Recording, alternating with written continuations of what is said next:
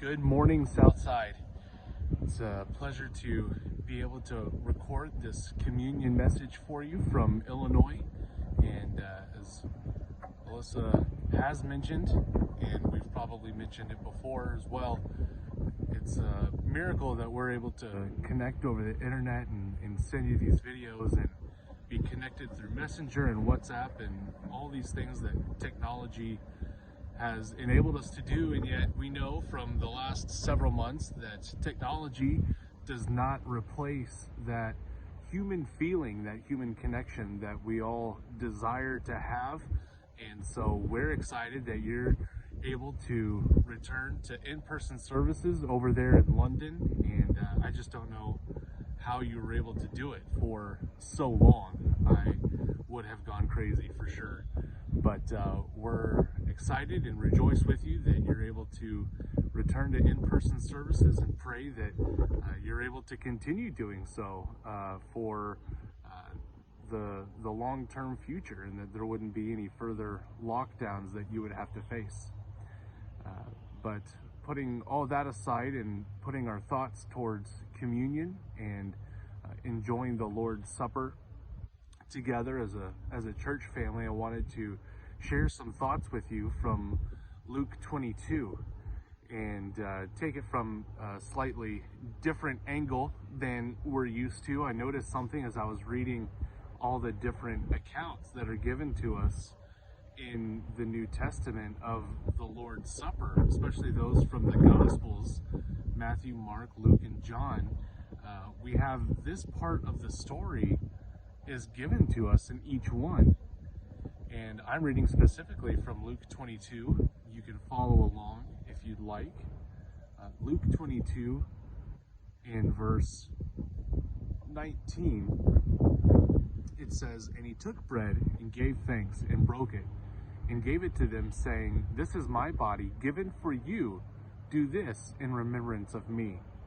In the same way, after the supper, he took the cup, saying, 'This cup is the new covenant in my blood, which is poured out for you. But the hand of him who is going to betray me is with mine on the table. The Son of Man will go as it has been decreed, but woe to that man who betrays him.' They began to question among themselves which of them it might be who would do this." So if you notice something very interesting here, after Jesus has told them that the person is going to betray him has their hand on the table with him, they all begin to question among themselves. So we are led to believe that it wasn't clear that there was just one person, but that they all had their hand on the table with him when he said that.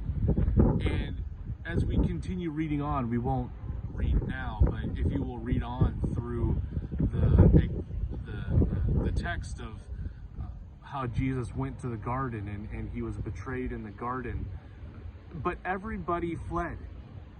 All the apostles left him there by himself. John may have followed after to watch what happened. Peter went to the temple, but there denied him 3 times. And we know the remorse that he felt from that denial. The remorse was so great that he cursed and swore and said, "I know not the man." And the cock crowed, and Jesus at that time looked over at Peter, and Peter left crying and full of shame. So even as Jesus said this, he knew that all of them were going to betray him. And what great hope for us that even in the midst of our betrayal, Jesus still spilled his blood.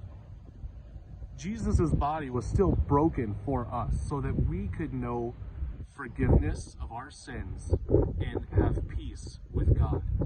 So as you take this bread and as you drink this cup, be reminded that God knew our sin. God knows all the sin that we're going to commit.